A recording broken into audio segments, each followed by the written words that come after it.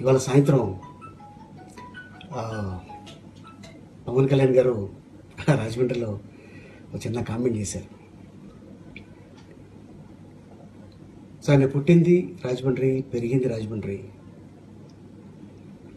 నేను పుట్టిన గడ్డకి ఏదైనా చేసుకుంటే బాగుంటుందని నా తండ్రి పేరున ఒక ట్రస్ట్ పెట్టుకొని కులమతాల అతీతంగా హిందూ, ముస్లిం, క్రిస్టియన్ వీళ్ళందరికీ నేను సేవ చేస్తున్నాను మా ఫాదర్ పేరున.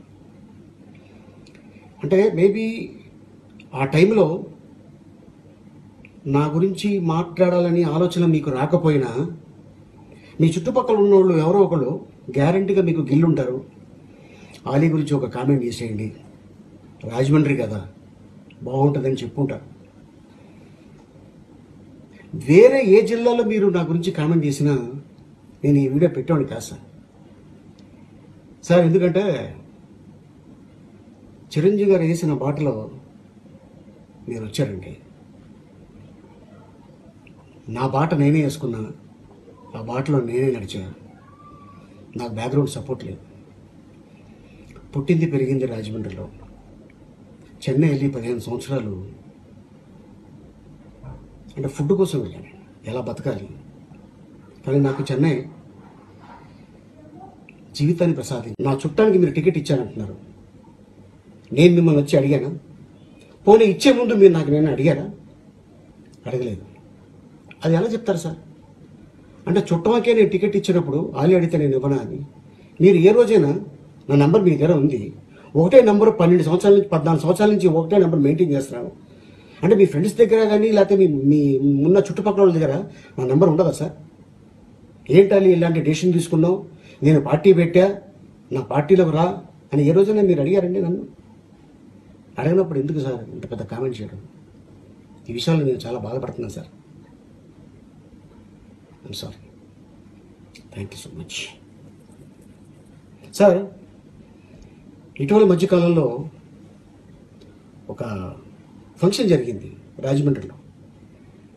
నా ఫ్రెండ్స్ చేశారు ఆ ఫంక్షన్. అక్కడ పవర్ స్టార్ అంటే నేను వాళ్ళకి ఏం సమాధానం చెప్పాను అనేది ఈ వీడియో ఒకసారి చూడండి సార్.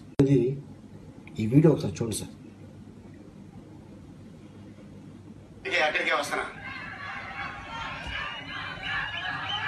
నాకు ఫస్ట్ కలిసిన వ్యక్తి మెగాస్టార్ చిరంజీవి గారు. ఇంటికి వెళ్ళా, ఒక ఆయన వచ్చారు. అన్నయ్య స్నానం చేస్తున్నారు, మీరు కూర్చోండి. ఆయనే పవర్ స్టార్. ఎవరు ఎన్ని ఏమి చెప్పినా పవర్ స్టార్ స్థానం ఇక్కడ ఉంటుంది. Thank you so much. Great Ali గారు, థ్యాంక్ యూ సో మచ్. అలాగే సత్యనారాయణ రెడ్డి గారిని కూడా మాట్లాడు సార్. ఎందుకంటే చిరంజీవి గారు వేసిన బాటలో మీరు వచ్చారండి. నా బాట నేనే వేసుకున్నా, ఆ బాటలో నేనే నడిచా. నాకు బ్యాక్గ్రౌండ్ సపోర్ట్ లేదు. పుట్టింది పెరిగింది రాజమండ్రిలో. చెన్నై వెళ్ళి 15 సంవత్సరాలు అంటే ఫుడ్ కోసం వెళ్ళాను, ఎలా బతకాలి. కానీ నాకు చెన్నై జీవితాన్ని ప్రసాదించింది. ఎంతో కృషి చేస్తే ఈరోజు ఈ స్టేజ్లో ఉన్నాను నేను. నా గురించి ఎవరన్నా లాభం పొందారు తప్ప నేను ఎవరి దగ్గర చేయి చాపలేదండి. నేను ఎవరిని అడగలేదండి. సార్, నేను పార్టీలోకి వచ్చాను, ఓకే అంటే పార్టీలో మాట్లాడటం ఉంటుంది. నేను చాలా చోట్ల వెళ్ళానండి వైసీపీకి క్యాంపెయిన్ చేయడానికి. ఏ జిల్లాలో కూడా పవన్ కళ్యాణ్ జనసేన పార్టీ గురించి ఎంత ముక్క కూడా నేను కామెంట్ చేయలేదు, ఇంత ముక్క కూడా. ఎందుకంటే గతంలో చెప్పా, ఇప్పుడు చెప్పా, మీ స్థానం ఇదండి అని చెప్పాను నేను. అండ్ మీరు నా గురించి అంత పెద్ద కామెంట్ చేశారు సార్. నేను స్ట్రైట్గా మీకు ఒక క్వశ్చన్ అడుగుతున్నాను సార్ పవన్ కళ్యాణ్ గారు. అదేంటంటే సార్, మీరు పార్టీ పెట్టేటప్పుడు మీ ఆఫీస్కి వచ్చి మంచి మనసుతోటి మీరు ఎదగాలని, ఇండస్ట్రీలో ఎదిగారు, రాజకీయాల్లో ఎదగాలని ఒక ఖురాన్ ఇచ్చాను సార్ మీకు. డేట్స్ తీసుకొచ్చి ఇచ్చాను సార్ మీకు. మీరు బాగుండాలని, మీరు ఎప్పుడు బాగుండాలని కోరుకునే వ్యక్తుల్లో అంటే ఎంతమంది కోరుకుంటారో నాకు తెలియదు, కానీ మొదటి లైన్లో మొదటి మనిషి నేను సార్.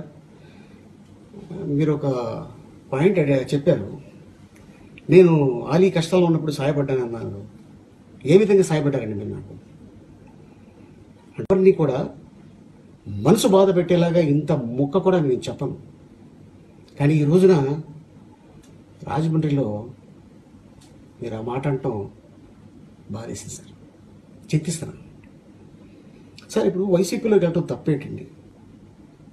అదేమన్నా నేరం అండి? అదే రాజ్యాంగం రాసుందా వెళ్ళకూడదు అని?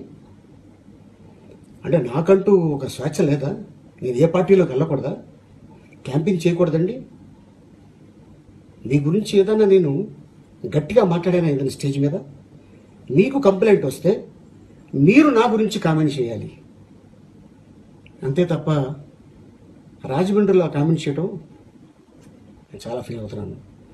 అండ్ నా చుట్టానికి మీరు టికెట్ ఇచ్చారంటున్నారు. నేను మిమ్మల్ని వచ్చి అడిగానా? పోనీ ఇచ్చే ముందు మీరు నాకు నేను అడిగారా? అడగలేదు. అది ఎలా చెప్తారు సార్? అంటే చుట్టమకే నేను టికెట్ ఇచ్చినప్పుడు ఆలి అడిగితే నేను ఇవ్వనా అని? మీరు ఏ రోజైనా నా నెంబర్ మీ దగ్గర ఉంది, ఒకటే నెంబర్ 12 సంవత్సరాల నుంచి 14 సంవత్సరాల నుంచి ఒకటే నెంబర్ మెయింటైన్ చేస్తున్నాను అంటే మీ ఫ్రెండ్స్ దగ్గర కానీ లేకపోతే మీ ఉన్న చుట్టుపక్కల వాళ్ళ దగ్గర నా నెంబర్ ఉండదా సార్? మీరు ఒక పాయింట్ చెప్పారు, నేను ఆలీ కష్టాల్లో ఉన్నప్పుడు సాయపడ్డాను అన్నారు. ఏ విధంగా సాయపడ్డారండి మీరు నాకు? అంటే ధనం ఏమైనా ఇచ్చారా నాకు? డబ్బు ఏమైనా ఇచ్చారా? సాయపడ్డారా? పోనీ నాకు ఏమైనా సింబల్ చెప్పారండి? నాకు సింబల్ లేక ఇంట్లో ఉంటే తీసుకెళ్ళి నాకేమైనా అవకాశాలు ఇప్పించారండి? సార్ మీరు ఇండస్ట్రీకి రాకముందు నేను అప్పటికే ఒక మంచి పొజిషన్లో ఉన్నాను సార్. నేను ఎవరి దగ్గరికి వెళ్ళి అయ్యా నేను కష్టాల్లో ఉన్నాను నాకు ₹1 సాయం చేయండి అని నేను ఏనాడు ఎవరి దగ్గర అడగలేదండి. అడగాల్సిన అవసరం నాకు లేదు. అల్లా దయ వల్ల నేను చాలా బాగున్నాను. ఇంకా అడిగే అవకాశం వస్తే అప్పటికి ఆలి ఉండడు, వెళ్ళను కూడా.